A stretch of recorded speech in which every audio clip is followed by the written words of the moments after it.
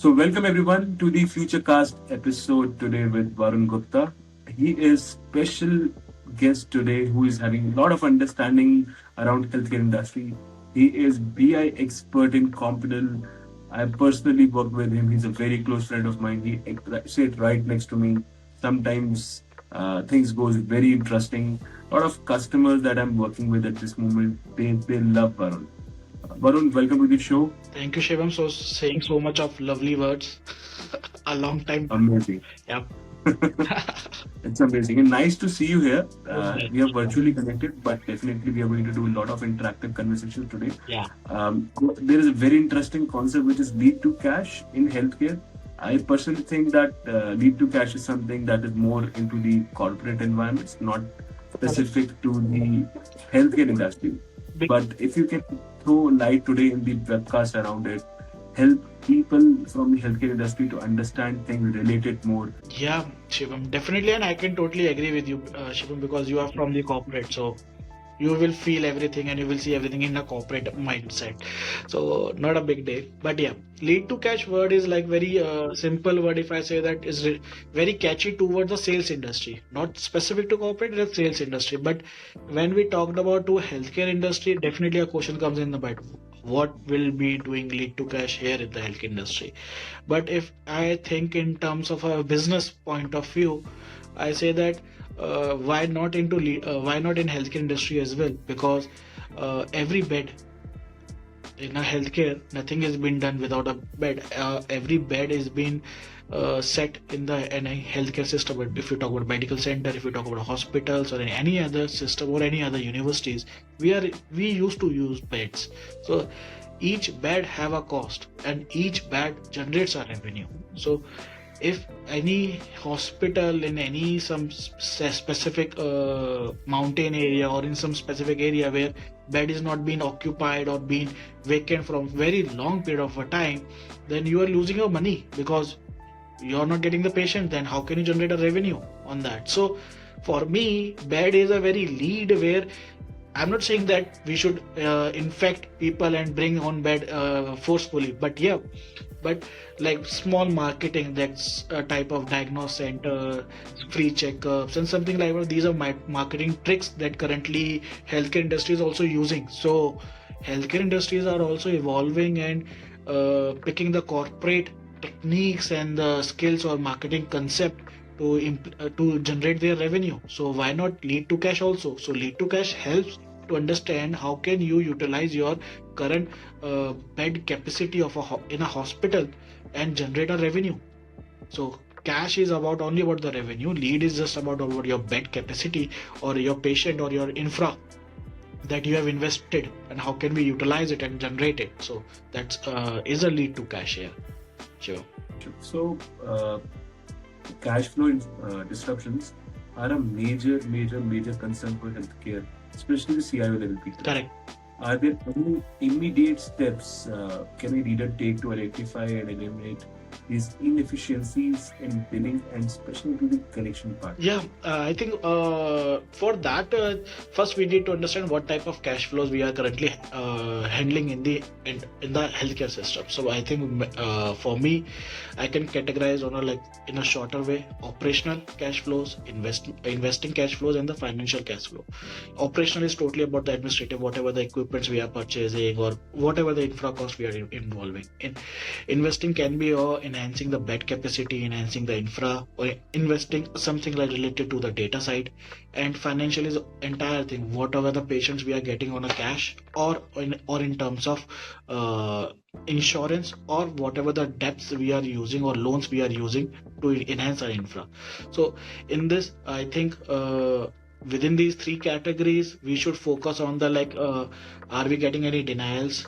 Or are we getting any billing efficiency before the payments, or there is might be delay, or there is some resource management. So for that, I think there should be a search, and we are using it. As it's not like that we are not using it. We just need to get a centralized hub where we can collate the entire cash flow data in a single place so that we can understand what is going on in terms of denials, in terms of delays, or in terms of mismanagement. Because if every transition is not being captured properly, there is a cash flow concern. So I best is that we should be using like good tools and using tools. After to using tools, there should be depth analysis by using like predictive claim analytics, implementing real-time monitoring on the claims and the collection. And then there might be some digital payment option and automated reminders, which can optimize the resource allocation for improved financial and operational efficiency. So cash flow is a good thing, but using the highly paid tools is also good thing. But after that, if we are not implementing the claim analysis, real-time monitoring, and the automation reminder, then I think it will remain always be a concern. So implementation of analytics in the type of area is very much required.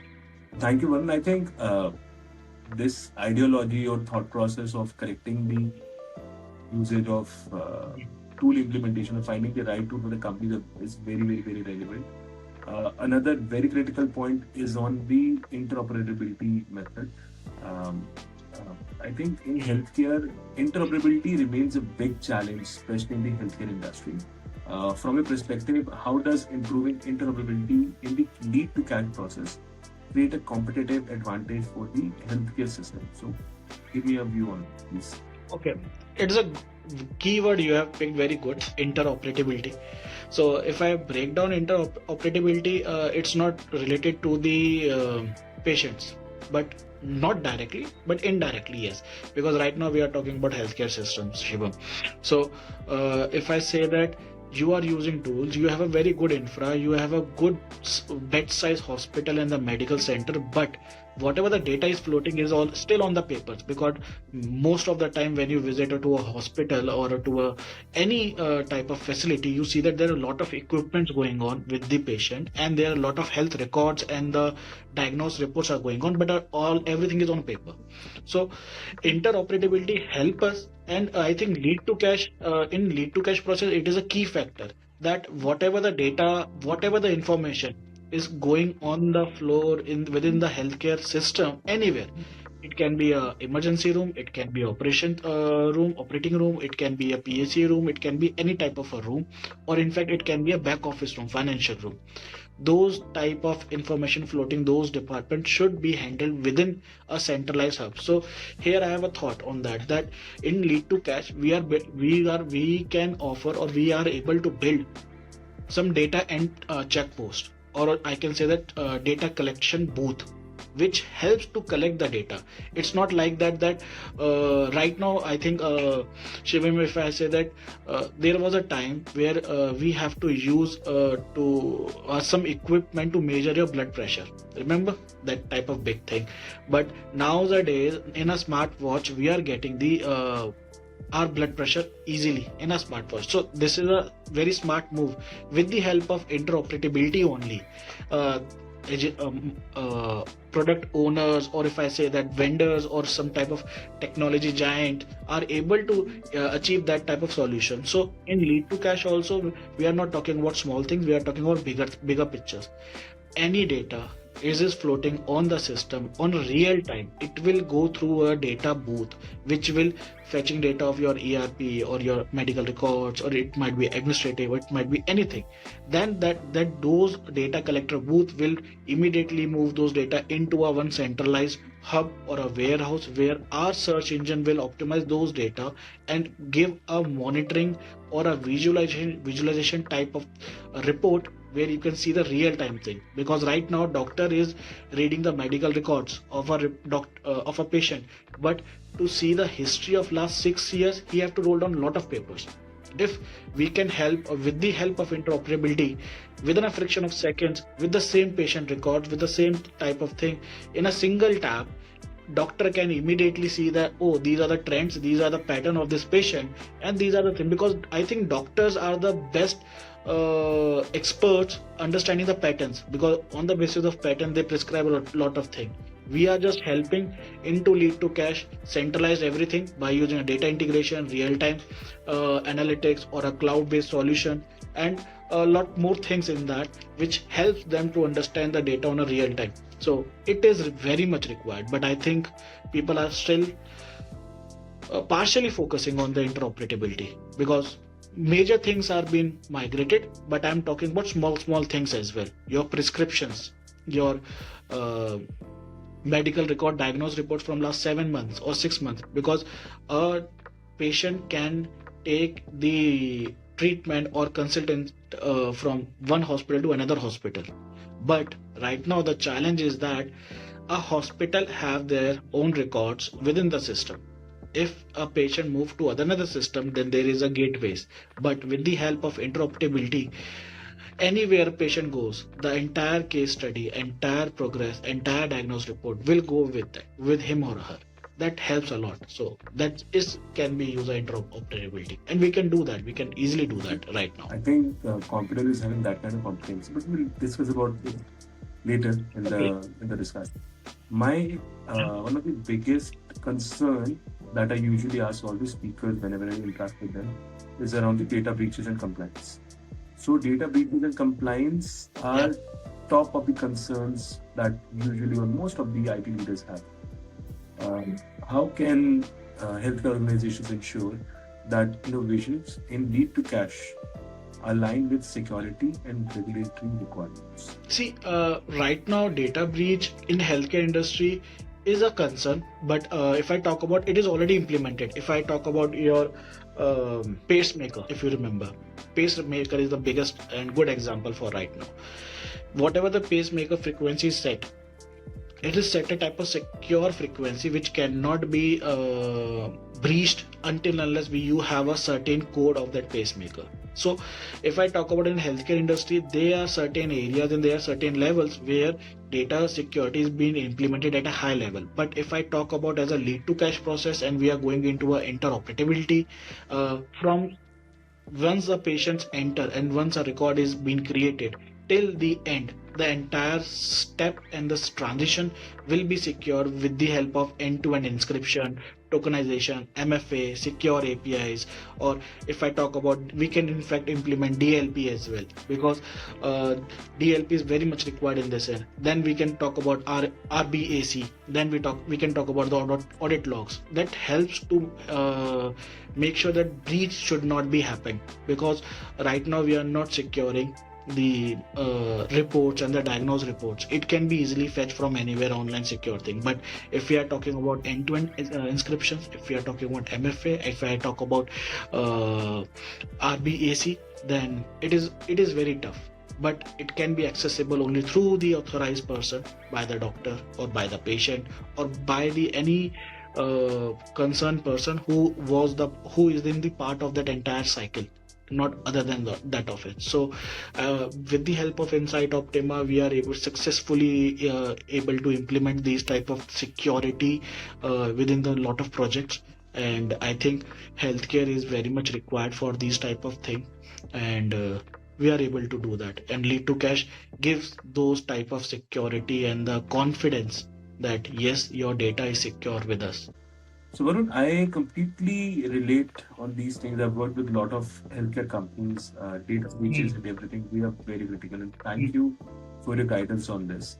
Next point is around one of the key concerned people in the healthcare industry, which are the healthcare administrators. Healthcare administrators are one of the most critical decision makers in the healthcare industry, especially in the hospitals and in the clinics and the people that they're managing. So one of the most critical thing that I've seen and heard about it is revenue forecasting. That is very critical for them. How do you think that advanced analytics and AI tools can help them in doing the better forecasting or taking more accurate and actual items? Yeah, so please help us to understand. Let me relate with that. It is my personal experience on that, because I also belong from a healthcare background. I think healthcare sector should be health driven rather than the revenue driven. But again, for to having a good infra and good treatment and good solution, we need revenue. So I can say that rather than revenue forecasting, we should focus on the pattern analysis and predictive analytics in terms of the whatever the service we are providing. For example, if any hospital is pre-prepared for the COVID, because there is a from early December in 2020 we are getting the symptoms, or from the November as well, because doctors and the healthcare industry are the always the first step for getting any type of infection or any type of virus coming in the environment.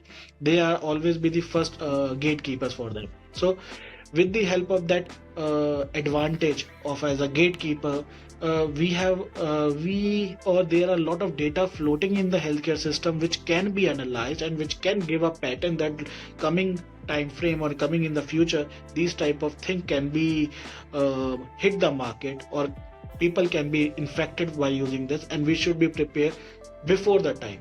And this can be easily doable, and any infra is able to, or any hospital administration is able to prepare uh, pre-prepare for before impact.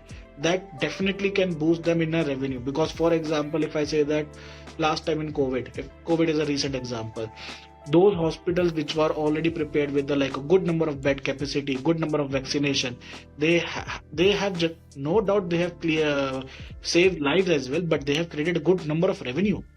But might be warehousing, might be anything, but yeah.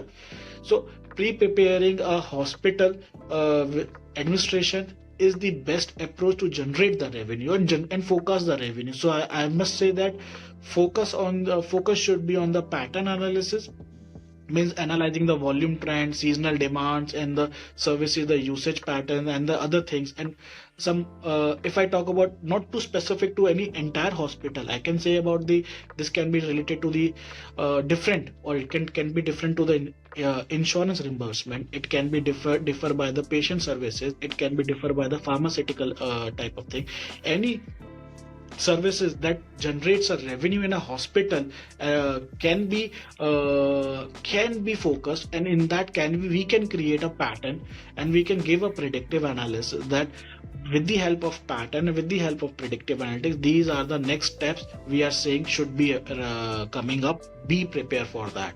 If any medicine which is coming out, which is high demand in the market, but we don't have a good number of supply on that, a hospital can be pre-prepared, might be bringing those requesting infra or to pharma to get those manufactured for the specific hospital, or might be they can get the import from different countries. But yeah, they can take the reasonable steps and generate a good number of our revenue. So pattern analysis and the predictive analytics, depending on their source of income or source of revenue generation, helps to generate a good revenue, and definitely can give the revenue patterns, revenue forecast as well.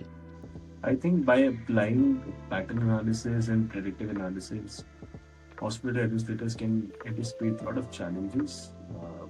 They can allocate a lot of resources effectively, Correct. efficiently, and optimize revenue streams. This proactive approach enhances the overall quality of care, service delivery, and operational efficiency. Right? Correct. Uh, Correct. Because if I talk about Shivam, you as well, that you are having a cough or you're having a viral infection, but go by God, because you should not. But if you are having, so if you are going to a hospital and you as a first time and you get a good service, because that hospital is already pre-prepared with your diagnose, with your patient care service, your medicine. Because earlier, if you remember, we have to go a lot of places to collect the medicine, to collect the reports, but nowadays you're getting a one place. But next step, before you diagnose anything, you are getting everything in the before impact. Might be antibiotics, might be a health concern, might be a dietitian as well, because right now dietitian and the dietitian is also playing a key role in that. So you will be preferring you will prefer the hospital, or you will recommend that hospital to other 10 people as well if they are facing same type of issue. You use that. So that will also help you in like a mouth to mouth marketing for the same type of disease. And I think right now, as per the data, health issues are drastically increasing. So I think every second person having some basic health issues. So we should use those pattern analysis. We have those type of data. We are in the era of data. So we can use that. We can use, healthcare industry should use that type of thing in this. okay. I think smart. Yeah. I think smart health investments are very critical, and they are Yeah. on rise. But many hidden challenges also come in. At HIMS, I think you heard about Compunnel participating in HIMS 2025, right? Mhm. So what decision makers should focus on when they've been going out, meeting different companies there, attending a lot of sessions there? What do you think Mhm. that decision makers focus on to have to do the better integration, especially around these technologies into their revenue cycles? What should decision makers know about integrating smart health technologies into the revenue cycle? So, what's your view on this? Right. So if I say that from like good time or from a decade, health industry has started invested in the good technology. Or if I say that now through AI and through robotics, we are achieving a good and critical surgeries successfully with the help of the robots and the AI. But if I say that let's talk about smart health investment. Health investment can be like a multiple type of investment. Might be we are investing into a infra which is like properly wireless driven or completely automated. There might be we are investing the new type of education in the new viruses coming in the market. But if I say that whatever you do investment, that is opening a gate to get collect more data. Earlier also doctor are able to read the reports and able to diagnose, but it is what time taking process.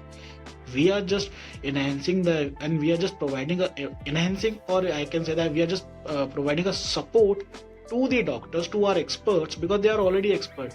Just that time, if they are taking 2 days to get through those diagnosed reports ready, we are giving them in a friction of minutes, because we have to make sure that treatment should be as early as possible, as fast as possible, as accurate possible. So I think smart health investment is opening a gate of data. But I think uh, whatever the decision makers should focus on the training and the skill development, or might be able to understand focus on the decoding of the data, whatever the doctors are getting. Because you have investment as a leader, you have investment bringing the RPA, AI, machine learning, predictive analytics, pattern analysis, but the doctor is not able to understand, or the system is not ready to explain the doctor. Either either our health expert should able to train to understand those type of technical languages, or our technology should be trained to explain those thing in terms of a expert language. Either ways, vice versa, but training is very much required, both the cases. So we should focus on the training. Anything coming in the coming new, or we are investing in the new, training should be required. Then decoding, if the whatever the analysis we are providing is not properly decoded to the end user, or if here is the end user as a doctor or is a patient, because both the languages are very different.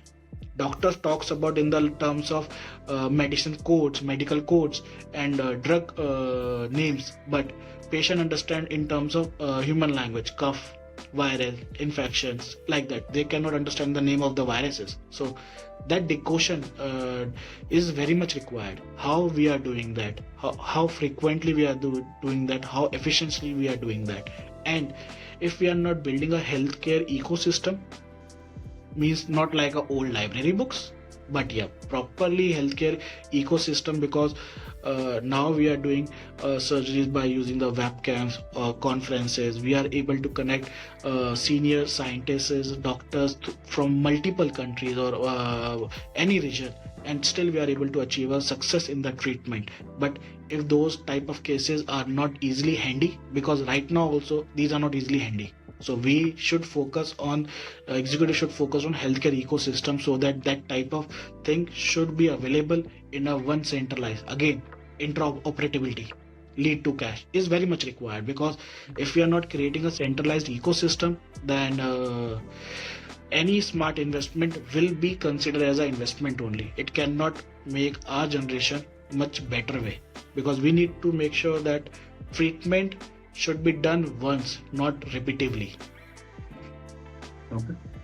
So now, Varun, we will be starting a rapid fire question round. This is a more controversial section of our podcast. So there are a couple of questions that I checked online. I did research about them, especially around PI data in healthcare. Uh, Mhm. let's just take your view on this, and let's just spend 2 to 3 minutes each on these topics.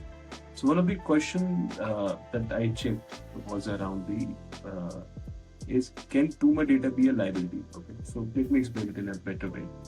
Um, with healthcare, which is drowning in data at this moment, you said everyone is collecting data, but yes, aligning it, getting outcomes is a different thing. So is there a point where having too much data becomes a barrier to effective decision making? You think that? Yes, yes, yes. If you're giving a like a good 1,000 pages of book and say that take it, buddy, and here's my work is done. What I can do with 1,000 pages? So I think decoding is very much required. Or I'm not saying summarizing. I'm saying decoding. There's a very big difference. Summarizing is like I'm just giving a shot. But if I'm decoding that thing in a proper manner to the experts, to our healthcare experts, then it will help. So decoding 1,000 pages into a one screen is a lead to cash. No, I think I got your point. You were very clear with that. Another question that I've seen is around the biasness in data. That's a very big hidden threat. I think we can also relate it. We've seen it one of the customer case that was there. So predictive models. So it's around this. So can biased data in predictive model lead to unintended discrimination in patient care? Which means that can these kind of programming change the way how data should look like? So what's your view on this? See, if you specifically talk about the patient care, the biasness of data is very minimalistic, because here we are talking about a life. Here we are not talking about a system. This makes a very huge difference. So when it's come to a life, the healthcare expert make sure that there should be no biasness. But there is a biasness. System we have a system. AI. I cannot say that specific to AI, but I can say that there's certain emotional analysis, sentimental analysis, if I talk about in your words, pattern analysis, behavioral analysis. There's a lot of analysis which help us to understand that whatever the recommendation or whatever the prescription or whatever the medical records are being prepared, are they in a correct manner? If I say the audit logs, I can say that audit logs will help to do better way and give a better result and give a much more confidence. Like in medical, we say the second opinion. Lead to cash inside Optima data will be always be your second opinion, which will make your confidence much more better. Because if I say that a doctor is prescribing this, but somehow there is some biasness in giving a prescription, might be possible to get more earn money, but it is not really. It's very rarely. But at the same time, you are getting the same report, same prescription in a better way within the friction of seconds by using the audit log concept. You will say, oh, I'm going the right way. Because right now, whatever the trend and whatever the generation we are facing, we always used to check Google first. Whatever the medicine we are prescribed, I usually go on a Google that why this medicine is being prescribed, just to double check whatever the doctor said to me and what I am feeling is the same. Are everything are in sync? So what is this? This is a basic analysis which a human is doing that. We are saying that into lead to cash, we can use a audit log on a real-time basis, that you don't need to go anywhere. We are just reconfirming you that whatever the data, whatever the prescription is done, digital prescription is done to you. See, these are the Wikipedia, these are the Google insights, that this helps to you in this treatment. This helps to you in this treatment. So I think biasness can be eliminated, but I cannot say 100%. It always be in a 1%, but 99% can be eliminated. Another interesting topic that I've seen is between the real-time data versus historical data. So what do you think? What matters most? Let me just put it this way: in financial forecasting and operational decision making, is real-time data overhyped compared to the power of historical trend analysis? No, it cannot be. No. In healthcare system, it cannot be. On the basis of historical data, or if I say, if you remember, or whenever you have visited a doctor, the question starts from your history only. what you have eaten, what was your past activities, what was your current activity, and on the basis of your past activity and your current activity, doctor give us some type of presumption and some type of diagnose requirement. So real time data is a power plugin of your historical data to make it much faster. Earlier, earlier what was happening that first doctor enters the data into the system, a history log is maintained, and on that history log, we get an analysis. Right now, what we are saying that we are connecting everything into a one place, and whatever the history data, whatever your current data is being analyzed, and you are getting the real time analysis. So real time analysis is front face, but entire backbone is on the basis of your history data. So these two things will work together so that we can get more digital transformation. Just we used to, like Compunnel is helping to other agencies, like we are using it, we are helping them to get more faster analysis. Because right now also, if you are using Tableau, if you are using Power BI, you are using Salesforce, any type of business intelligence tool, and you are creating a report, still there might be, you see the lack of 24 hours in your system also, outside of healthcare system also, anything coming within a 24-hour system. But real time just helping you that keep it fast service, like that. So it always be a front face, and like we are losing a patient, so we need a real time analysis. So as a human behavior, it will be front face, and backbone always be a historical data, a transitional data, I can say that. Perfect. So I have a last question for the session today. Hmm. This I've seen and I have very personal interest into this. Um, what's the next frontier of what's the next frontier for data in healthcare? Which means, let's say, with trends in AI, IoT, and cloud data platform emerging, what's the next big Hmm. leap for healthcare BI in the lead to cash process?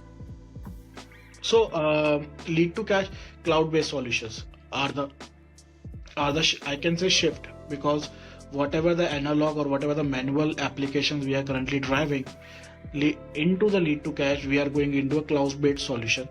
Because this is not related to a specific healthcare system, it is to a healthcare industry. With the help of lead to cash, we are going towards a area or era where every healthcare system will be interacting with each other without any manual intervention, and that will be a biggest thing. Because still 40% technology or 40% movement or transition is automated, not the 100%, only 40%. So, and in the lead to cash, we are coming with a trend that end to end cycle 99%, because 1% is always dependent on human behavior. 99% of the transition into a healthcare system will be automated, will be driven through predictive analytics, will be driven to the, if I say financial analysis, if I talk about, and it will be driven through the pattern analysis. Because right now doctors losing patients, they need as early as possible diagnose reports. They don't need to wait for hour 2 hours, they don't need to wait for like good time, they need quick treatment. Patient also need a quick treatment. This can be doable only in those cases when we are connecting entire thing into a one ecosystem.